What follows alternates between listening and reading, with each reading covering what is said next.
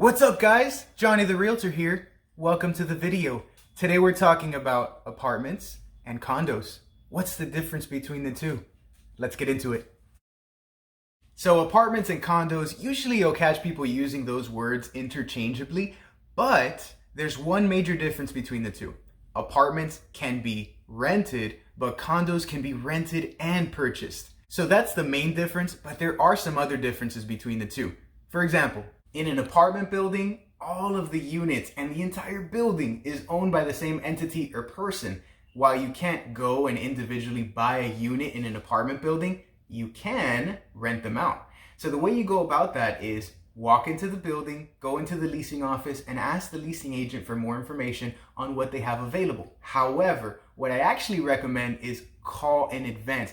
Ask them questions like, what's your availability? What's the pricing like? Do you have any lease specials? Is there a credit score required for those lease specials? And that way you're ready as soon as you get in there and everything will be much smoother. Condos, on the other hand, are a little bit different. Since each unit is individually owned, it's up to those owners or landlords to rent out their unit. So not every single unit is gonna be up for rent and you're gonna have to find them. I recommend looking online first. You can't walk into a condo and say, hey, I wanna lease a unit.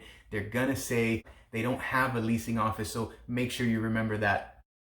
Here's a little tip for you guys if you're looking at condos and apartments. Condos tend to be negotiable. These owners want to rent out their unit, and a lot of times you can get them to budge a little bit on the monthly rent and come down.